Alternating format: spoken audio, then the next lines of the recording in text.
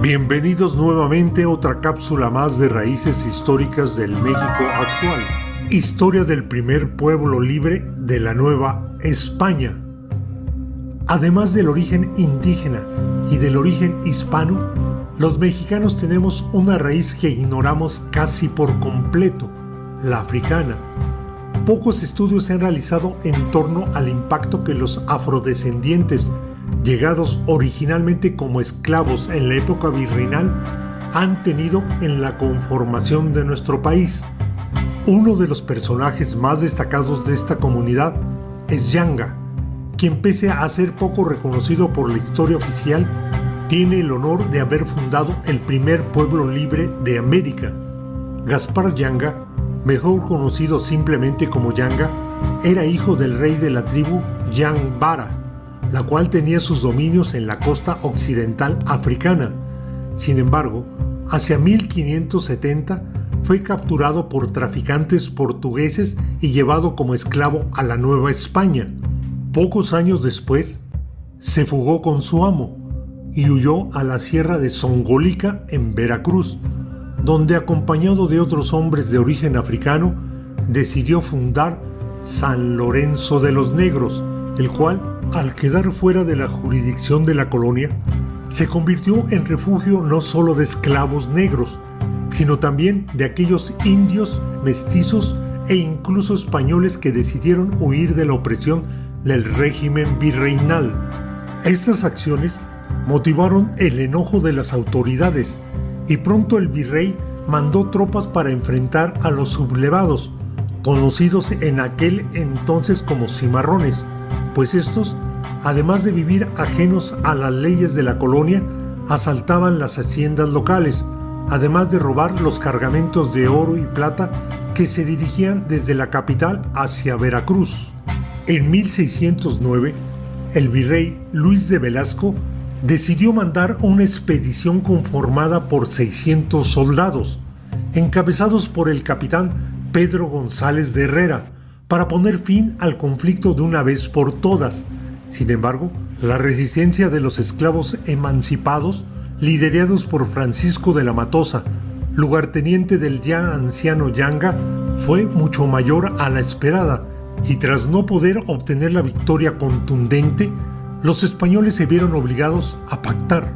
El virrey Velasco aceptó darles a los rebeldes la paz y la posibilidad de vivir en los territorios ocupados. A cambio, los cimarrones debían vivir de un modo pacífico, no aceptar en su comunidad más esclavos fugitivos y prestar servicio de armas al virreinato cuando fuera necesario. Pasaron varios años para que se reconociera oficialmente a San Lorenzo de los Negros como un pueblo libre. Esto sucedió finalmente el 3 de octubre de 1631. 200 años después, el poblado fue rebautizado con el nombre de Yanga, en honor a su fundador. México se fue poco a poco convirtiendo en una de las principales ciudades del mundo. En 1600 tenía unos 15,000 habitantes, de ellos 7,000 españoles.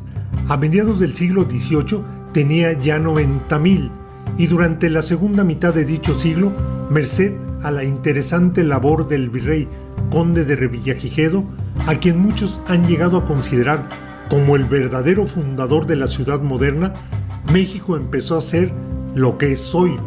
Durante el gobierno del citado virrey se construyeron numerosos edificios, se pavimentaron las calles y se proporcionó a la ciudad alcantarillado y alumbrado público. Revillagigedo creó escuelas populares para los indios, fundó la Escuela de Minas, mejoró la administración de justicia y mejoró todos los caminos del país.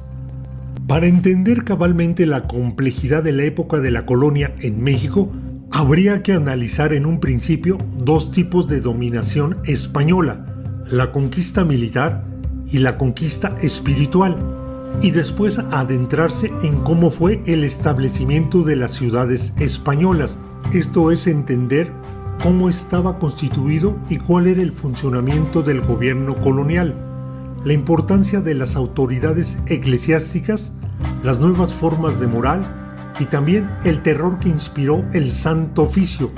Todo ello sin olvidar, por supuesto, los estratos o castas de los que estaba compuesta la sociedad colonial. Esta etapa de colonización en México forma parte de las raíces históricas del México actual.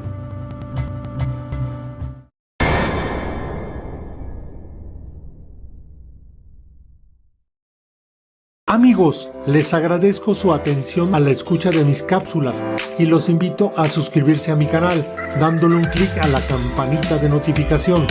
Además, les podré avisar cuando existan videos nuevos. ¡Hasta la próxima!